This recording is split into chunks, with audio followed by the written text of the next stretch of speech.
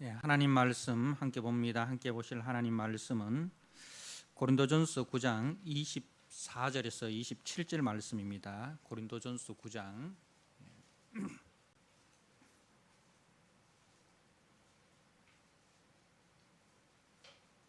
고린도전서 9장 24절 주신 말씀을 봉독드립니다. 운동장에서 다름질하는 자들이 다 달릴지라도 오직 상을 받는 사람은 한 사람인 줄을 너희가 알지 못하느냐. 너희도 상을 받도록 이와 같이 다름질하라. 이기기를 다투는 자마다 모든 일에 절제하나니 그들은 썩을 승리자의 관을 얻고자 하되 우리는 썩지 아니할 것을 얻고자 하노라. 그러므로 나는 다름질을 하기를 향방 없는 것 같이 아니하고 싸우기를 허공을 치는 것 같이 아니하며 내가 내 몸을 쳐 복종하게 함은 내가 남에게 전파한 후에 자신이 도리어 버림을 당할까 두려워함이로다. 아멘. 오늘 고린도전서 9장 24절에서 27절 말씀, 내 몸을 쳐 복종하게 하라는 제목으로 주신 말씀을 함께 나누도록 하겠습니다.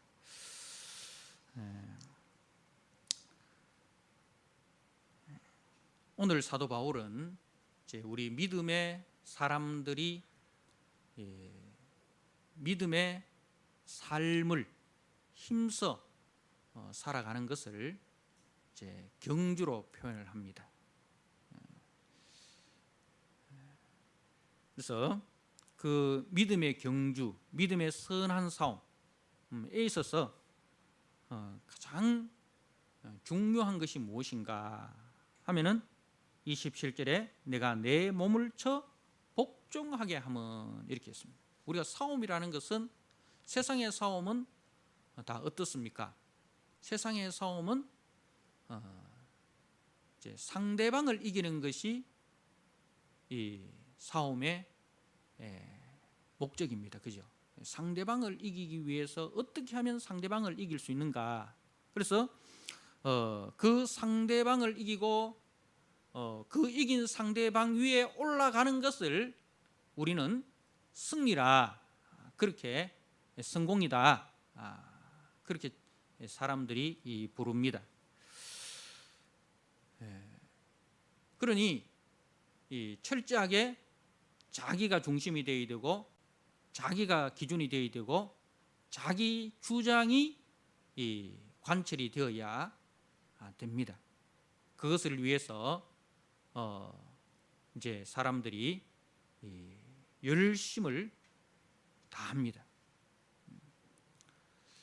그 세상의 싸움은 이제 내가 상대방을 이기는 것, 내 주장이 상대방의 주장을 이기는 것, 내가 중심이 되고 상대방이 내 들레리가 되는 것, 내가 기준이 되고 상대방은 다 내 주변에 나를 중심으로 움직이는 것, 이것을 세상은 이제 성공이라 그렇게 불러줍니다. 그런데 오늘 사도 바울은 그런 싸움을 하는 사람이 아닙니다. 또 우리에게 바울이 이 싸움을 하라고 하는데 우리가 싸워야 할 싸움은 세상이 싸우는 그런 싸움이 아닙니다. 우리는 누구와 싸워야 되느냐? 누구와 싸워야 되느냐? 싸움에 있어서 우리의 싸움의 대상은 누구인가? 우리 믿음의 사람들이 싸워야 할 그 싸움의 대상은 바로 나 자신이다는 말씀입니다. 나 자신과의 싸움이라는 거죠. 이것을 성경적으로 이야기하면 내 속에 있는 옛사람, 이 옛사람은 거듭나지 못한 죄성을 말합니다. 거듭나지 못한 죄성을 우리는 옛사람이라 그렇게 이야기합니다. 쉽게 이야기하면 구약에서 야곱과 이스라엘이 똑같은 사람이죠. 그죠? 똑같은 사람인데, 그런데 야복강을 기준으로 해서 야곱과 이스라엘이 완전히 다른 사람이 되어버립니다. 야복강 이전에 야곱은 철저하게 자기 중심이었습니다. 자기가 기준이었습니다. 자기가 주장하는 것이 그대로 실현되어야 됩니다. 그 일에 있어서 형도 들러리를 써야 되고 아버지도 들러리를 써야 됩니다. 자기 주장, 자기 중심, 자기 기준에 있어서 아버지도 형님도 그리고 외삼촌도 다 자기 들러리가 되어야 되고 자기를 중심으로 해서 움직여져야 된다. 그 일을 위해서 형도 속이고 아버지도 속이고 외삼촌도 속이고 또 그 일을 위해서 하나님께 간구합니다. 하나님, 내가 이런 사람 되기 원하는데 하나님 그렇게 나를 도와주세요. 그렇게 해주시면 내가 돌아올 때에 하나님 앞에 11조도 드리고 뭐도 해드리고 뭐도 해드리겠습니다. 그렇게 하나님과도 그렇게 거래하는, 그게 이제 요셉의 옛사람이었어요. 자기 죄의 본성을 추구하기 위해서 그야말로 피도 눈물도 없이 살아갔던 굉장히 집념이 강한 성공지향적인 그런 사람이었습니다. 이런 사람은 반드시 성공합니다. 세상에서 성공하는 사람들 다 이야기 들어보면 그런 이 옛날의 그 야곱의 모습을 보는 것 같아요. 그런데 그것이 하나님께 영광이 될까요? 그렇게 해서 남을 짓밟고 남 위에 군림을 하고 소위 말하는 성공을 해서 그것이 하나님께 영광이 될까요? 그러한 간증이 하나님께 영광이 될까요? 하나님은 그런 야곱을 죽이기 위해서 찾아오십니다. 그런 옛사람을 죽이고 그리스도 안에서, 성령 안에서 거듭난 하나님 나라 가치를 가지고 하나님 나라 기준을 가지고 이 땅을 살아가는 새 사람으로 하나님은 만드시기 위해서 창세기 28장에 그 베델 사건, 하늘로부터 사닥다리가 내려오고 거기서 천사가 오르락내리락 하는데 그 하나님의 천사가 야곱 위에 오르락내리락 하는 그 이유가 어디 있느냐?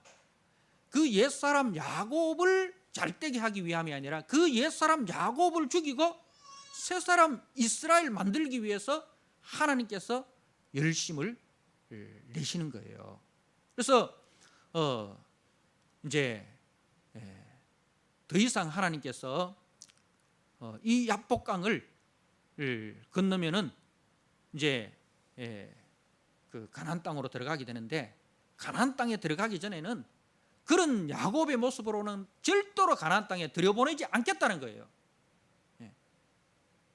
그런 옛사람의 모습으로는 하나님의 약속하신 그 가나안 땅에 들여보내지 않겠다.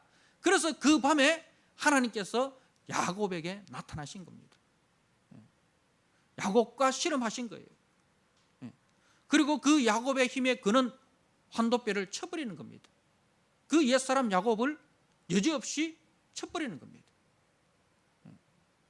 그래서 그 야복강에서 야곱의 그 옛사람, 죄의 본성이 죽고 하나님께서 새롭게 창조한 하나님 아버지를 닮은, 하나님 아버지의 그 거룩과 그 하나님 아버지의 사랑과 그 하나님 아버지의 마음을 닮은 그 아버지의 아들로 만드시는 그 장면이 바로 야복강 사건입니다. 사랑하는 성도 여러분, 우리의 싸움의 대상은 다름 아닌 우리의 옛사람입니다. 우리의 이 옛사람이 우리 안에서 왕노릇 하지 못하도록 그래서 우리가 오직 성령의 그 은혜에 사로잡혀서 성령이 흘러가는 축복의 통로가 되고, 우리가 성령이 흘러가는 구원의 통로로 우리를 만드시는 것이, 이게 성령의 역사입니다. 이 싸움을 우리가 해야 된다는 것입니다. 사랑하는 성도 여러분, 고린도 교회가 하나님으로부터 많은 은혜와 많은 은사를 받은 교회입니다. 그죠? 정말 좋은 목회자 바울을 모셨고, 그리고 아볼로를 모셨고, 그분들을 통해서 귀한 하나님의 말씀을 들었습니다. 이렇게 많은 은혜를 받았음에도 불구하고 고린도 교회가 그렇게 많은 은혜와 은사를 받고 좋은 목회자를 통해서 많은 좋은 말씀을 들었음에도 불구하고 이 교회가 선한 영향력을 나타내지 못하고 교회 속에서 끊임없는 분쟁과 갈등과 또 좋지 않은 그런 소문들, 그래서 세상에서도 일어나지 않는 그런 일들이 교회 속에서 일어나고, 왜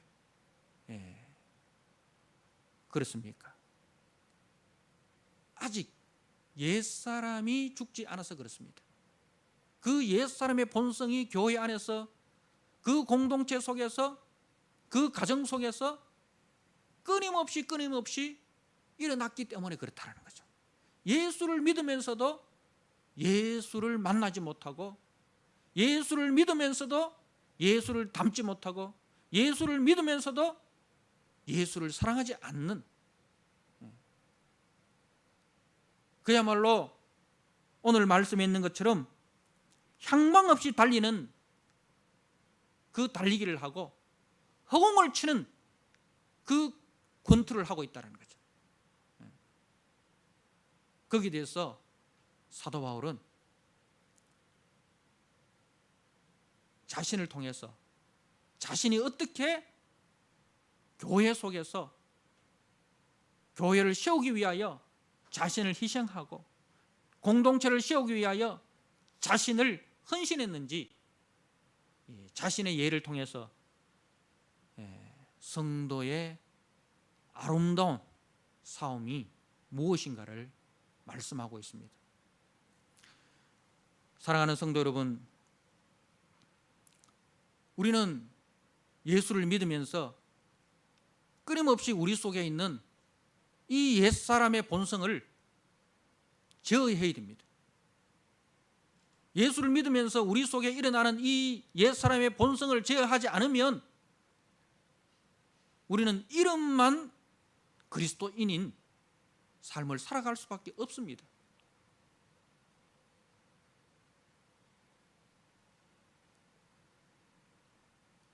그래서 사도 바울은 이 고린도전서뿐만 아니라 모든 서신서에서 이 선한 싸움을 싸울 것을 계속해서 당부하고 있습니다. 우리가 수요예배 시간을 통해서 여호수아 말씀을 묵상을 하는데, 여호수아 23장 24장 여호수아의 고별 설교입니다. 여호수아가 이제 자신의 사명을 다 하고 죽음의 임종의 직전에 모든 백성들을 다 모아놓고 거듭 당부하는 것이 무엇입니까? 나와 내 집은 여호와만 섬기겠다. 나와 내 집은 여호와만 섬기겠다. 왜 그러냐? 하나님이 어떤 분이라는 것을 나는 너무너무 잘 알고 있다 이거죠. 그래서 하나님을 더 깊이 알아라.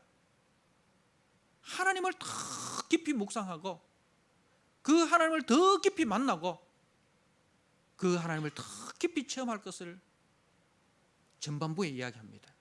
그래서 앞에는 하나님은 누구신가? 하나님이 누구신가? 예. 그리고 나는 누구인가? 나는 누구인가? 그리고 그 하나님은 우리에게 무엇을 해주셨는가? 그러면 우리는 그 하나님 앞에서 어떻게 살아가야 할 것인가? 이것을 조목조목 이야기합니다. 예. 여러분, 우리 기독교는 뭐 덮어놓고 믿는 게 아닙니다. 무엇을 믿느냐? 왜 믿느냐? 분명한 이유가 있습니다. 우리가 믿는 하나님은, 여호수아는 이스라엘의 하나님 여호와라. 이스라엘의 하나님 여호와라 이렇게 했어요. 하나님은 창조주를 말합니다. 우리가 믿는 하나님은 온 세상을 창조하신 창조주십니다. 나를 만드신, 나의 주인이신 창조주 하나님이십니다. 만물의 창조주요, 우리 인생을 창조하신 창조주입니다. 그리고 그분은 여호와, 우리의 구원자라는 거죠. 허물과 죄로 죽었던 우리를 자기 아들을 대신 주시기까지 하셔서 우리를 구원하신 구원주시다. 그러면 그 하나님 앞에서 나는 어떤 사람인가? 아브라함을 이야기할 때에 강 저쪽에서 우상을 숭배하던 사람이라 그렇게 이야기를 합니다.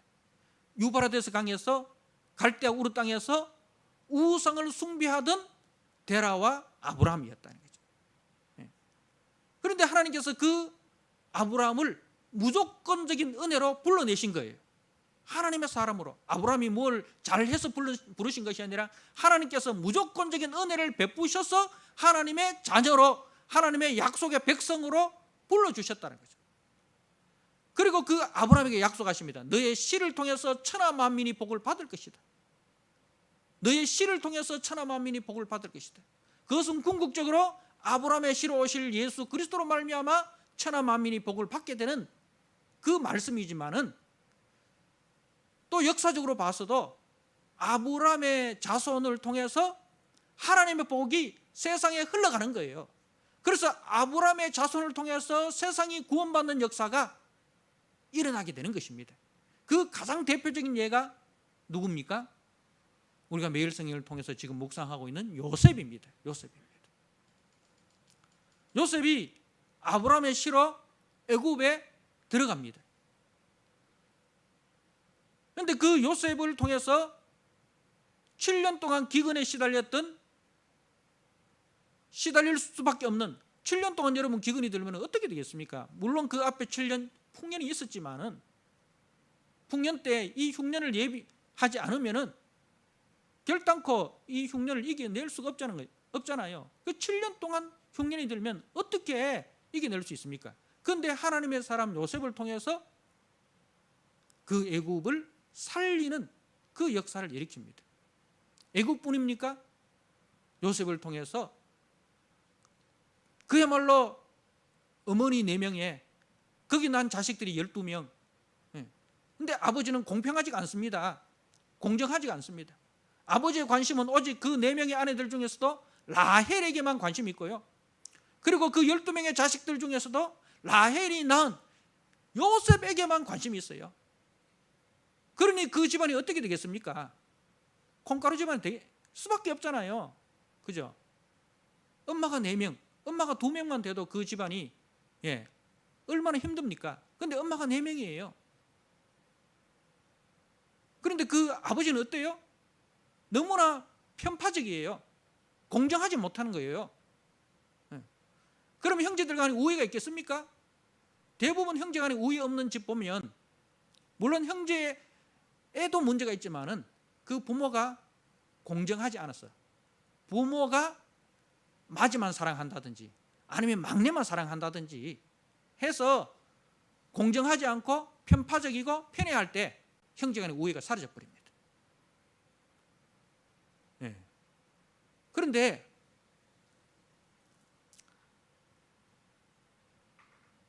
그 야곱이 요셉을 편애하지 않습니까?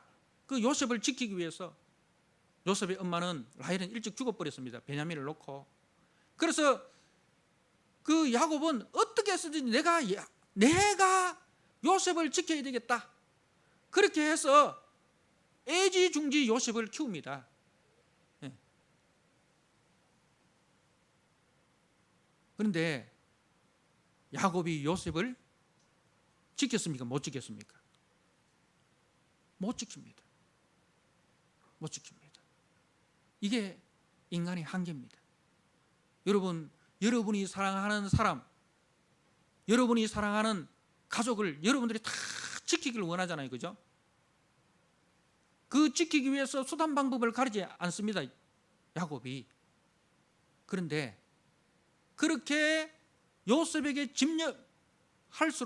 집착할수록 형들은 더 요셉을 미워합니다. 그래서 결국은 그 형들에 의해서 요셉이 애굽으로 팔리는데, 근데 얼마나 형들이 요셉을 미워했는지, 요셉을 팔고도 눈 하나 깜짝하지 않고 그 완전 범죄하기 위해서 요셉의 옷에 염소의 피를 묻혀가지고 아버지에게 갖다 주면서, 아버지, 우리가 길에서 이 옷을 주워 왔는데 이 옷의 주인공이 아마 요셉인 것 같은데 아버지 한번 확인해 보세요. 아버지가 그 아들 요셉의 피 묻은 옷을 보고 대성통곡을 합니다. 그런데 형들은 눈 하나 깜짝하잖아요. 그만큼 요셉에 대한 미움, 아버지에 대한 미움이 가득 찼다는 거예요. 여러분, 이게 우리 인간의 한계예요. 아마 여러분들 가정에도 이런 일들이 있는 가정도 있을 거예요. 요즘 그 장례식장 가보면 형제들 중에 참 다 와가지고 우애 있게 하는 집이 별로 없더라고요. 알고 보면 어느 동생 안 오고, 어느 아들 안 오고, 어느 딸 안 오고, 어느 며느리 안 오고, 그렇게 많이 이야기 들어보면 다 이 재산 문제,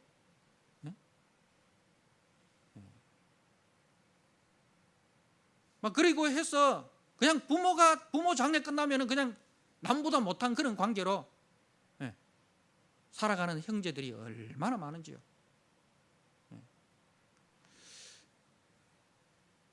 자, 이 요셉의, 이 야곱의 가정이 어떻게 회복됩니까? 이 야곱의 가정이 어떻게 회복됩니까? 요셉을 하나님께서 애굽에 보냅니다. 물론 형들이 요셉을 애굽에 팔았지만 나중에 요셉이 17세에 팔려가지고 13년 동안 고생을 하고 30세에 총리가 되잖아요. 13년 동안 하나님께서 애굽이라는 이 학교를 통해서 요셉을 하나님의 사람으로 회복시킵니다. 그 애굽은 하나님의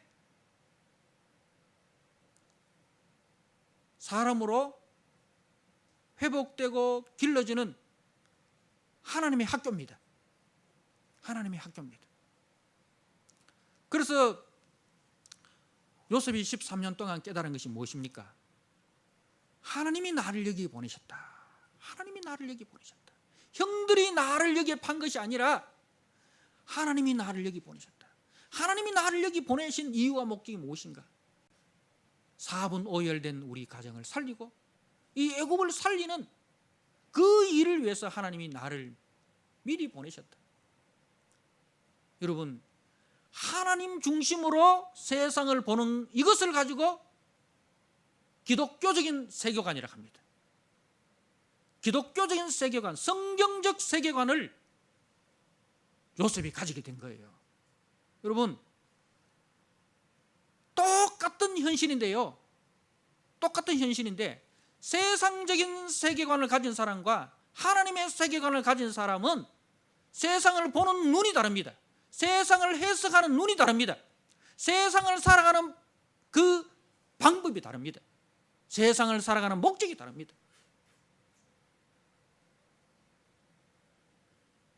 여러분, 만약에 요셉이 이 성경적 세계관은 한마디로 이야기하면 십자가의 원리입니다. 하나님께서 우리를 구원하기 위하여 자기 아들을 대신 주셔서 우리를 구원하는 것.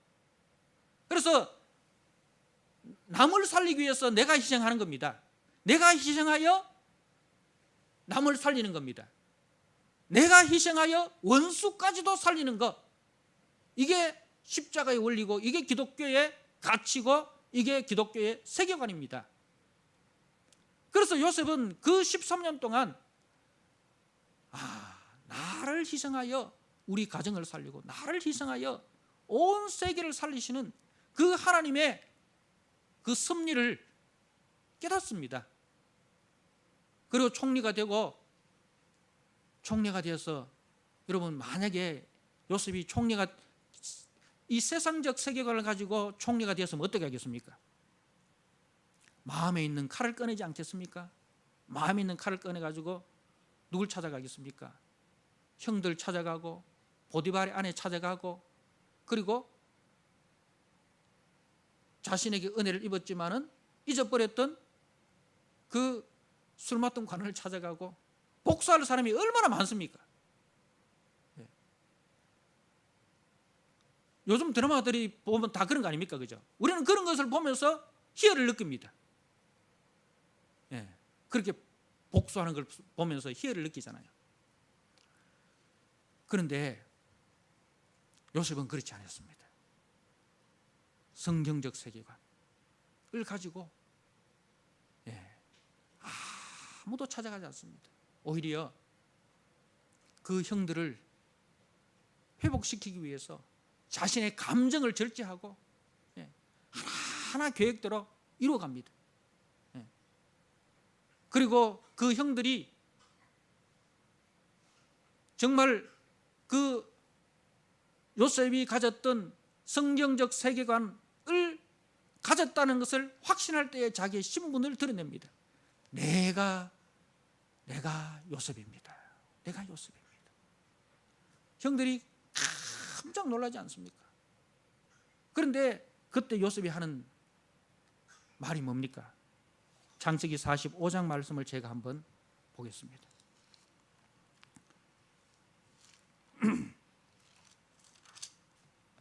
창세기 45장 5절 말씀. 당신들이 나를 이곳에 팔았다고 해서 근심하지 마소서. 여러분, 당신들이 나를 이곳에 팔았다고 해서 근심하지 마소서. 누가 먼저 용서의 말을 합니까? 누가 먼저 용서의 말을 해야 됩니까? 가해자입니까? 피해자입니까? 가해자 아닙니까? 그런데 그렇지 않습니다. 피해자인 요셉이 이 말을 하는 거예요. 그래서 여러분, 교회 안에는요, 가해자도 없고 피해자도 없어요. 은혜 받은 사람이 먼저 이 일을 해야 되는 거예요. 목사님, 가해자가 먼저, 내한테 상처를 준 사람이 먼저 해야 되는 거 아닙니까? 그 사람이 찾아와서 용서를 빌면 내가 용서해 줄 그런 마음은 있습니다. 그런데 내가 먼저 찾아가지는 못하겠습니다. 여러분, 한 걸음 더 나가시기 바랍니다. 찾아가서 용서해 주세요. 그게 요셉입니다. 형들이 나를 이곳에 팔았다고 해서 근심하지 마소서. 한탄하지 마소서. 하나님이 생명을 구원하시려고 나를 당신들보다 먼저 보내셨나이다.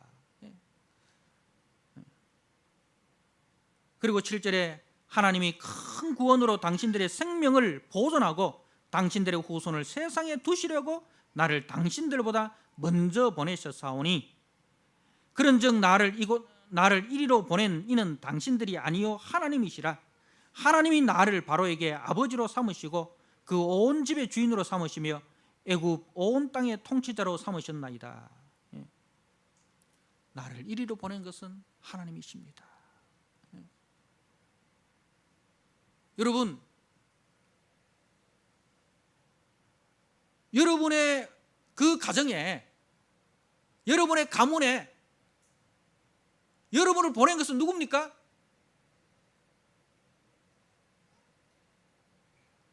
하나님이십니다. 이 문제 많은 가정, 이 문제 많은 남편, 이 문제 많은 아내, 이 문제 많은 집구석, 여러분 그렇게 한탄하지 마시고 하나님의 눈으로 보십시오. 이 문제 많은 집구석에 나를 보내신 것은 하나님이십니다. 그리고 남편에게 말하십시오.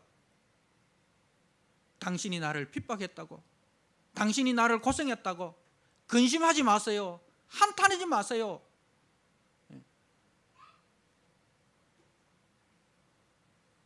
그 문제 많은 아버지에게, 여러분 은혜 많은 자식들이 이야기하세요.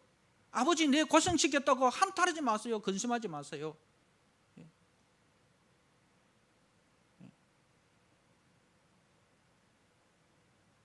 아버지 재산을 다 가져간 피도 눈물도 없는 그 형님에게 여러분이 이번 추석에 만나면 이야기하세요.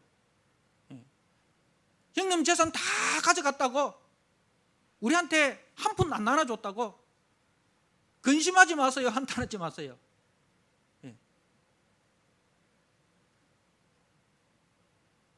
예수님께 한 동생이 찾아왔습니다. 동생이 뭐라고 이야기합니까? 예수님, 우리 형님 진짜 나쁜 놈입니다. 아버지 재산 다 가져가십니다. 좀 예수님이 우리 형님 만나가지고 제발 좀 그러지 말라고 좀 한마디 좀 해주시면 안 되겠습니까? 예수님 뭐라고 했습니까? 그래, 그런 나쁜 놈은 내가 찾아가야지, 이렇게 말씀하신 것이 아니라 네 마음에 있는 탐심을 물리쳐라. 네 마음에 있는 탐심을 물리쳐라. 여러분, 누구를 원망하지 마세요. 남편 원망하지 말고, 내 팔자 이래 된 건 저 못난 우리 남편 때문이다, 저 못난 우리 아버지 때문이다, 저 못난 우리 마누라 때문이다, 저 못난 우리 형님 때문이다. 여러분 그렇게 화살을 남에게 돌리지 마세요. 누가 싸워야 됩니까? 내 속에 있는 이 옛사람, 죄의 본성과 싸우십시오. 바울이 그 선한 싸움을 했습니다. 나를 쳐 복종시켜. 누굴 쳤다고요? 우리의 싸움은 남을 치는 게 아니에요. 나를 치는 거예요. 내 속에 있는 이 옛사람, 죄의 본성을 치는 겁니다.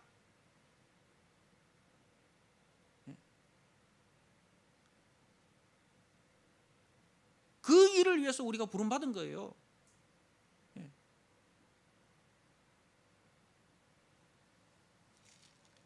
야곱이 요셉이 한 번만 이렇게 이야기하는 것이 아니라 50장에 가면 또 이런 이야기예요. 그러니까 우리 옛말에 때린 놈은 발 뻗고 자도, 아니 때린 놈은 움츠리고 자도 맞은 놈은 발 펴고 잔다고. 이 형들이요, 자기들이 한 죄가 있으니까 한번 용서를 받았는데 아버지 돌아가시니까 또 걱정되는 거예요. 아버지 살아계실 때는 아버지 그늘 때문에 요셉이 복수를 못해도 이제 아버지가 돌아가셨으니까 요셉이 복수하면 어떻게 하나. 여러분 그렇게 걱정이 돼가지고 요셉 찾아가가 막 비는 거예요. 근데 요셉이 그걸 보면서 눈물이 나는 거예요. 나는 이 형들 다 용서했는데. 그런데 형들 마음속에는 이 용서를 진심으로 받아들이지 못하고 지금까지 그 죄책감에 시달리는 거 생각하니까 너무너무 불쌍한 거예요. 너무너무 안타까운 거예요. 우리는요 이런 마음이 있어야 돼요. 나는 다 용서했는데, 나는 다 잊어버렸는데, 그 용서를 진심으로 받아들이지 못하고 그 마음에 평화 없이 불안불안하게 살아가는 그 형제들을 보면서 우리가 불쌍히 여기는 마음이 있어야 돼요. 50장의 요셉이 다시 한번 이야기하지 않습니까? 50장 18절에 그의 형들이 친히 와서 요셉 앞에 엎드려 이르되 우리는 당신의 종들이라, 당신의 종들이니이다. 요셉이 그들에게 이르되 두려워 마소서, 내가 하나님을 대신하리까 당신들은 나를 헤아려 하였으나 하나님은 그것을 선으로 바꾸사 오늘과 같이 많은 백성의 생명을 구원하게 하시려 하셨나니 당신들은 두려워하지 마소서. 내가 당신들과 당신들의 자녀를 기르리이다 하고 그들을 간곡한 말로 위로하였더라. 예. 여러분, 이게 성도예요. 이게 교회입니다. 이게 은혜예요. 예? 이게 은혜예요. 여러분, 은혜 받았다, 교회 나와서 은혜 받았다 하는데, 은혜는요, 뭐가 은혜입니까? 내 기분 좋은 게 은혜가 아니에요. 내 마음 편한 게 은혜가 아니에요. 은혜는 하나님의 역사가 나를 통해서 흘러갈 때 그게 은혜예요. 성령이 나를 통해서 흘러갈 때 그게 은혜입니다. 네.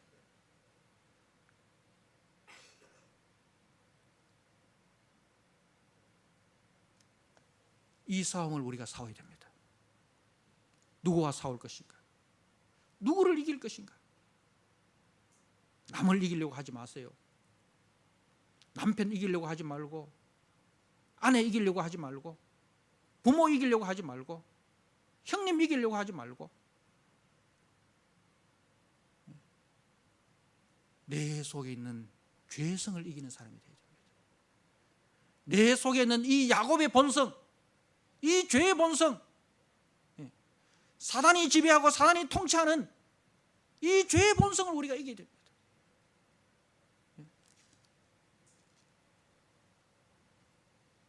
마지막으로 제가 갈라디아서 5장 말씀, 우리가 싸워야 할 싸움이 무엇인지 제가 한번 읽어드리고 마치겠습니다. 쉬운 메시지 성경으로 한번 읽어드리겠습니다.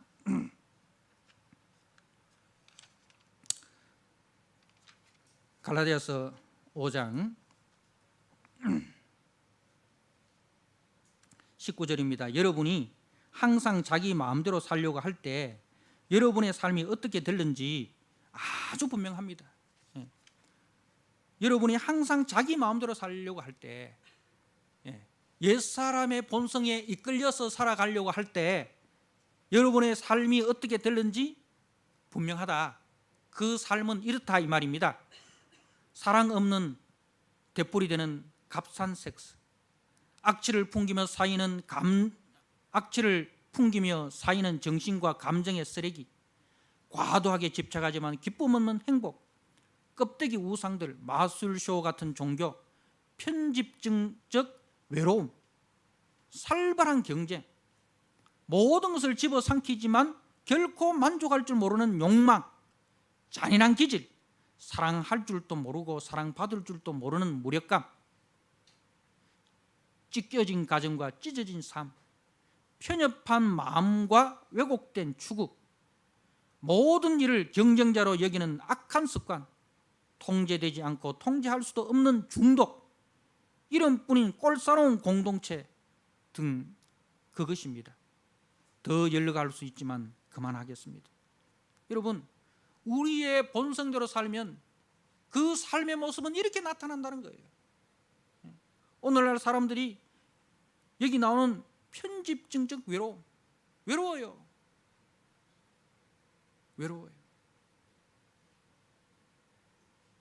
우울해요. 그리고 살벌한 경쟁, 그리고 사랑할 줄도 모르고 사랑받을 줄도 모르는 무력감. 진짜 보면은요, 이 사랑할 줄 모르면 사랑받을 줄은 알아야 되잖아요. 그런데요, 사랑하려고 다가가도 싫어해요. 사랑을 받을 줄도 몰라. 사랑할 줄 모르니, 사랑해본 적도 없으니 사랑받을 줄도 몰라요. 그러니 그 인생이 얼마나 힘들겠습니까?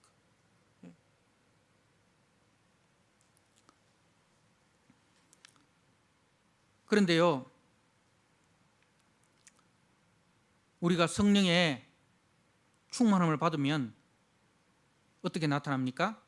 24절입니다. 22절입니다. 그러나 우리가 하나님의 방법대로 살면 어떤 일이 일어날까요?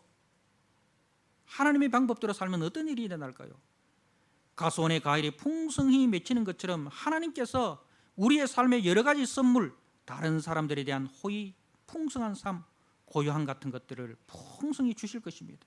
또한 우리는 끝까지 견디는 마음과 긍휼히 여기는 마음, 사물과 사람들 속에 기본적인 거룩함이 스며들어 있다는 확신을 갖게 될 것입니다. 우리는 충성스럽게 헌신하고 우리가 살아가는 방식을 강요하지 않으며 우리의 에너지를 슬기롭게 모으고 관리할 수 있을 것입니다. 그리고 25절입니다. 이것이 우리가 선택한 삶, 곧 성령의 인도를 받는 삶이니 그 삶을 그저 머릿속 사상이나 마음속 감정으로 여기지 말고 그 삶에 담긴 뜻을 우리 삶 구석구석에 함께 적용하십시오. 성령의 인도함 받는다는 것은요, 그냥 우리가 머릿속으로 상상하거나 마음속으로 감정이 뜨겁다든가 그게 아닙니다. 성령의 인도함 받는다는 것은 그 성령이 우리의 삶 그 구석구석에 역사하도록, 그것이 성령의 충만입니다. 그게 은혜입니다. 마치 우리 가운데 누구는 더 낫고 누구는 모자라기도 한 것처럼 비교하지 말아야 한다는 뜻입니다. 우리에게는 살면서 해야 할 훨씬 흥미로운 일들이 많습니다. 우리는 저마다 하나님의 독특한 작품입니다. 우리는 하나님의 독특한 작품입니다. 여러분, 다른 거와 틀린 거는 다릅니다. 우리는 다른 것을 틀렸다고 그렇게 늘 배워왔습니다. 빨간색과 파란색이 틀린 거예요? 다른 거죠. 다른 거예요. 그러니까 아내의 그 생각이 틀린 것이 아니고 나와 다르다.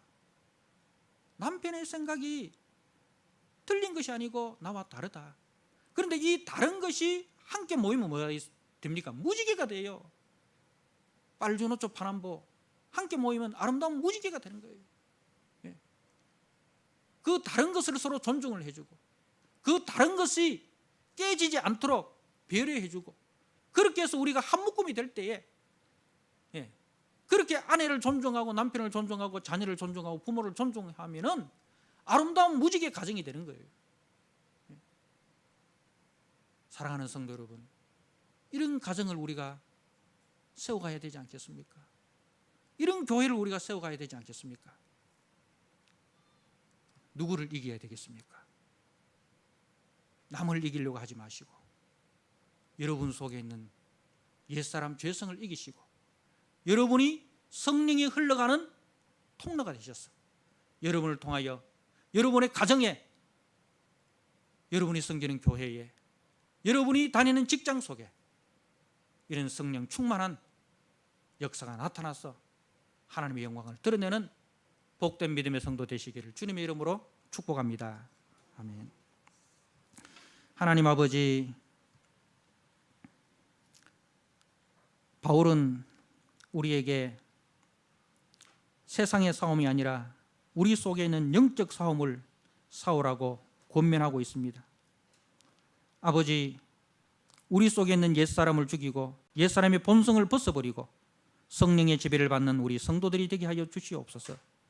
그리하여 하나님 아버지, 남을 이기고 그 상대방 위에 군림하는 세상의 가치가 아니라 나를 희생하여 남을 살리고 나를 희생하여 남을 높이는 이 성경적 기준과 가치관을 가지고 이 십자가의 원리를 가지고 우리 가정을 세우고 교회를 세우고 그렇게 하여 아름다운 무지개 가정이 되고 아름다운 무지개 교회가 되는 우리 복된 성도들이 다 되도록 주님 축복하여 주옵소서. 더 이상 어둠의 권세 속에 사로잡혀 살지 않게 하시고 성령의 권세에 누리는 우리 성도들 되도록 주여 축복하여 주옵소서. 예수님께 하신 이름으로 감사하며 기도드리옵나이다. 아멘.